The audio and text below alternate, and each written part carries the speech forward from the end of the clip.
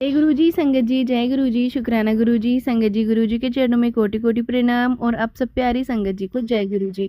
संगत जी, हम आपको सुना रहे हैं गुरु जी के बहुत ही प्यारे और ब्लेसिंग्स भरे सत्संग, जो आप हमारे चैनल पे सुन सकते हैं। और ये सत्संग आपको हम संगत के द्वारा भेजे हुए सत्संग ही सुनाते हैं। तो संगत जी, आज हम शेयर करेंगे एक आंटी जी का सत्संग, जिन्होंने हमें लिख के भेजा है। आंटी जी कहते हैं, जय गुरु जी, शुक्राना गुरु जी, अनंतम अनंतम शुक्राना गुरु जी। संगत जी, मैं अपना सत्संग शेयर कर रही हूँ। मैं अभी अपना नाम और जगह नहीं शेयर करना चाहती हूँ। जैसा कि मैंने पिछले सत्संग में बताया था कि कैसे गुरुजी ने मेरी हर जगह मदद की है और कैसे मैं बिल्कुल अतरंग होकर गुरुजी से जुड़ गई और सारी बातें उनसे शेयर करती हूँ। मुझे जवाब भी मिलता है। मेरा टाइम शायद बहुत ख़राब था और अभी भी चल रहा है, लेकिन मुझे गुरुजी पे भरोसा है। गुरुजी के मैसेज आते हैं कि जो मैं बोलूँगा वो सब तुझे करना है। सब बोलते थे कि तू बहुत आलसी हो गई है, सारा दिन बिस्तर में पड़ी रहती है, उठ थोड़ा घर का मंदिर की साफ़ सफाई कर, थोड़ा बहुत फिर लेट जाती थी संगत जी काम करके। काफ़ी डिप्रेशन और एंजाइटी थी।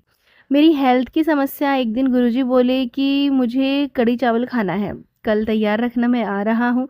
मुझे बड़ी हैरानी हुई, क्योंकि जहाँ तक मैंने सुना था उनको चावल पसंद ही नहीं है। फिर भी मैंने कहा ठीक है, तो मैंने हाउस हेल्प आंटी से बनवा लिया, क्योंकि मेरी हेल्थ बहुत ख़राब थी, और बनवा कर के भोग लगा दिया। संगत जी, आप विश्वास करेंगे कि उस दिन कढ़ी चावल इतने टेस्टी बने जैसे मैंने तो पूरी ज़िंदगी में ही नहीं खाए। साक्षात अमृत था उसमें। मुझे हेल्थ कुछ ठीक लगने लगी। फिर अगले दिन मैसेज आया कि आज खीर बना के दे, 2 चुटकी हल्दी डालना और मुझे भोग लगाना और सबको खिलाना। तो मैंने खुद बनाई। जो मुझे बेड से उठना मुश्किल था, ब्लैक मैजिक की वजह से पूरा शरीर टूट गया था।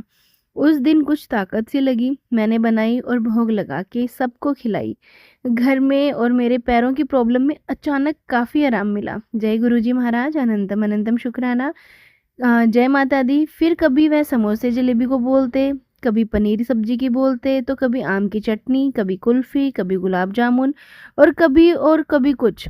मेरी मम्मी बोली कि तुम्हारा सौभाग्य है कि ईश्वर खुद मांग रहे हैं तुमसे। मैंने कहा, मम्मी वो तो ठीक है, लेकिन शरीर भी तो साथ दे तो मैं सब कुछ कर लूँ। मुझे बहुत तकलीफ़ें थी उस समय, शारीरिक मानसिक दोनों तरह से, आज भी हैं, लेकिन तब एक्सट्रीम थी। मम्मी बोली कि लगता है तुमको ज़हर जैसा कुछ खिलाया गया है, यह शायद सब मांग के खाकर तुम्हारा जहर निकाल रहे हैं। मैंने कहा, हो सकता है, वरना अचानक ऐसा हाल नहीं होता, लेकिन जब शरीर नहीं साथ दे रहा तो मैं कैसे क्या करूँगी। फिर शायद मम्मी ने भी मेरे लिए प्रार्थना की होगी, क्योंकि गुरुजी का मैसेज आया कि मैं हमेशा तेरे साथ रहूँगा, तेरा ख्याल रखूँगा। मैं एक माँ के दिल की बात कभी नहीं टाल सकता।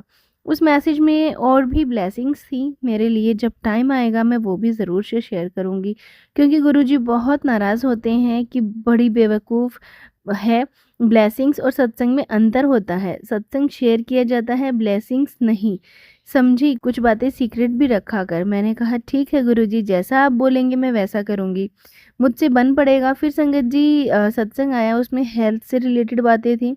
उसमें संगत जी बोले गुरुजी कि उनको पपीता खाना है, एक आंटी जी को पानी पीना है, और एक स्पेशल टाइप का जूस भी का भी ज़िक्र था उसमें, जिसके लिए गुरुजी ने लिखा था कि तीसरी चीज़ बहुत ज़रूरी है। मैं अभी उस जूस का नाम नहीं बता रही हूँ, गुरुजी का आदेश होगा तो ज़रूर बताऊँगी।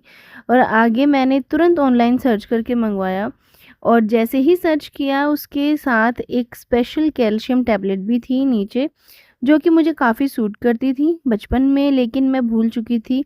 सच कहते हैं ना, गुरुजी से मिलने के बाद बाय चांस नहीं, बाय चॉइस होता है सब कुछ। मैंने दोनों चीज़ें ऑर्डर की और बहुत सही रेट में मुझे विद डिस्काउंट मिल गई। मैंने एक डोज़ लिया उस जूस का, पानी मिलाकर 2 से 3 मिनट में मुझे लगा कि जैसे पूरी बॉडी मेरी शेक हो रही हो, जैसे कुछ चल रहा हो ऊपर से नीचे, तेज तेज, मैं शब्दों में बता नहीं सकती उस अनुभव को। मैं डर गई कि गुरुजी यह क्या किया आपने, अब क्या होगा। लग रहा है कि हॉस्पिटल जाना पड़ेगा। यह सोच के कुछ देर मैं प्लान करती रही कैसे जाना है। फिर थोड़ी देर बाद मैंने ठीक फील करना शुरू किया। मैं वॉशरूम गई, खड़े होते ही लगा जैसे शरीर में बहुत थकान है, बदन टूट रहा है बिल्कुल। वॉशरूम में काफ़ी गंदी सी स्मेल आई, शायद जो कुछ खिलाया गया था मुझे वह बाहर निकला। फिर मुझे चलने में काफ़ी आराम मिला, जो मैं थोड़ा दूर पैदल चलने में रोज़ आती थी और खड़े होने में बहुत सहारा लगता था। संगत जी, मेरा शरीर वैसे भारी है, लेकिन मैं ऐसी नहीं थी। यह समस्या मुझे अचानक ही हुई है, वरना 2-3 मंजिल चढ़ना और काफ़ी पैदल चलना मेरे लिए बड़ी बात नहीं थी। मैं आराम से कभी भी बैठ के झाड़ू-पोछा भी लगा लेती थी। ज़रूरत होने पर शायद करने वाले ने ये भी होगा कि कोई क्या ही ध्यान देगा। ये सब लोग ये खुद भी सोचेगी कि भारी शरीर की वजह से तकलीफ़ है। तो मेरे गुरुजी ने साथ दिया मेरा, वरना मुझे लग रहा था कि ऐसे ही तो लोग मर जाते होंगे ना, जब धीरे-धीरे साथ नहीं देता होगा शरीर। संगत जी, कितना भी करीबी रिश्ता हो, अगर आप नीयत में खोट जानते हो तो खाना-पीना उसके हाथ से ना खाएँ। शायद ये किसी संगत के लिए है, शायद गुरुजी ने मुझसे यह बुलवाना चाहते हैं और गुरुजी से डायरेक्ट कनेक्शन बनाएँ। यह सब कुछ कर सकते हैं। ख़ैर संगत जी, मैंने टैबलेट भी ली और फिर जूस के अगले डोज़ में मुझे बॉडी शेकिंग की समस्या हुई, लेकिन बहुत कम। धीरे-धीरे मुझे काफ़ी आराम मिला। जय गुरुजी, शुक्राना गुरुजी, जय माता दी।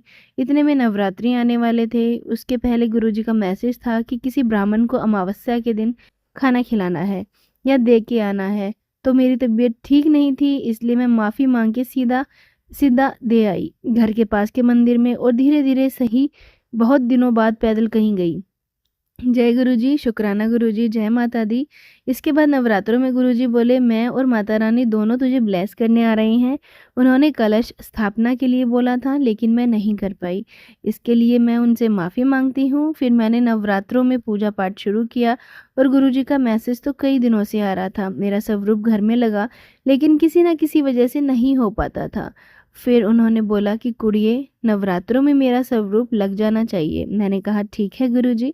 तो वह बोले, सप्तमी के दिन लगाना, तुझ पर काली माता की बहुत कृपा है। नवरात्रों में उन्होंने मुझसे माता का श्रृंगार, नारियल और चुनरी चढ़वाई, गौरी माता को बर्फ़ी का भोग लगवाया, साथ में हनुमान जी को चूरमा और बूंदी के लड्डू भी चढ़वाए। सबसे पहले नवरात्रि में मेरे पुत्र गणेश को मना लिया कर, मैं तो तुझे आप ब्लेस कर दूंगा। वो बुधवार, शनिवार और गणेश चतुर्थी के दिन सुबह ही मुझे मैसेज दे देते थे कि मेरे पुत्र गणेश को के चरणों में दूर्वा चढ़ाना, गुड़ का भोग लगाना। फिर बोलते हैं अक्सर कि घर के मंदिर में शाम 5 बजे से 7 बजे के बीच घी का दीपक जलाया कर ठाकुर जी या शालिग्राम या मेरे स्वरूप के सामने अपने कर्मों की माफ़ी मांगनी है, मंत्र जाप करना है। ऐसे बहुत कुछ चीज़ें गुरुजी बताते थे, शायद जब जो ज़रूरी होता है। खैर, नवरात्रों में सप्तमी के दिन मैं गई, मैंने स्वरूप लिया और उन्हीं को फ्रेम करने दे दिया। स्टूडियो वाले अंकल जी भी गुरुजी को बहुत मानते थे। उन्होंने मुझे घर के पास ही एक संगत का पता बताया। कुछ लोग कहते हैं कि सिर्फ ब्लेस्ड स्वरूप ही लेना चाहिए, लेकिन मेरी सोच अलग है। अरे, वह खुद ब्लेसिंग्स के भंडार हैं, उनका स्वरूप ब्लेस्ड नॉन ब्लेस्ड कैसे हो सकता है? किसी को बुरा लगा हो तो माफ़ी चाहूँगी, ये मेरी अपनी सोच है। लेकिन मैंने गुरुजी को भी बोल दिया था कि अगर मैं गलत कर रही हूँ तो मुझे बता दीजिएगा ज़रूर। लेकिन उन्होंने सिर्फ पॉजिटिव संकेत दिए, नेगेटिव नहीं। और तो जब मैं घर में सोच रही थी कि इनको कहाँ लगाऊंगी, तो मैसेज आया कि कुड़िए, तू बस स्वरूप ले आ, जगह मैं खुद बना लूँगा। फिर मैंने गुरुजी का स्वरूप लेके आई, पीले चोले का और चरण स्वरूप, और साथ में नवदुर्गा माँ, गौरी गणेश का, कार्तिकेय जी और राधा कृष्ण के भी स्वरूप फ्रेम होने को दे दिए। तभी गुरुजी का मैसेज आया कि मैं तेरे घर विद फैमिली आ रहा हूँ। जय गुरुजी, शुक्राना गुरुजी, जय माता दी। एक दिन पहले भी मैसेज आया कि कल हम आ रहे हैं। फाइनली आने के बाद मेरी लाइफ में क्या क्या हुआ और सत्संग हुए और कैसे उन्होंने मेरी मदद हर कदम पर की, वो मैं अगले सत्संग में ज़रूर से शेयर करूँगी। और गुरुजी के मुझे बहुत बार मैसेज आए थे कि शुक्राना कर, तो मैंने आज अपना जो शुक्राना है वो आप लोगों के साथ शेयर किया है, क्योंकि मुझे गुरुजी ने परमिशन दी थी, इसलिए मैं अपना शुक्राना लिख के शेयर कर रही हूँ। अब मैं जब भी गुरुजी की इच्छा होगी अपना अगला शुक्राना शेयर करूँगी। अब मैं गुरुजी के मंत्र जाप के साथ सत्संग को यहीं विराम दूंगी। ओम नमः शिवाय, शिवजी सदा सहाय। ओम नमः शिवाय, गुरुजी सदा सहाय। जय गुरुजी। संगत जी, ये थे सत्संग जो हमने आपके साथ शेयर किया है। अगर आप भी अपना सत्संग शेयर करना चाहते हैं तो हमें लिख के भेज सकते हैं, रिकॉर्ड करके भेज सकते हैं। डिस्क्रिप्शन में आपको व्हाट्सअप नंबर और ईमेल आईडी दिया गया है। तो चलिए संगत जी, मिलते हैं अगले सत्संग में। जब तक के लिए जय गुरुजी, शुक्राना गुरुजी।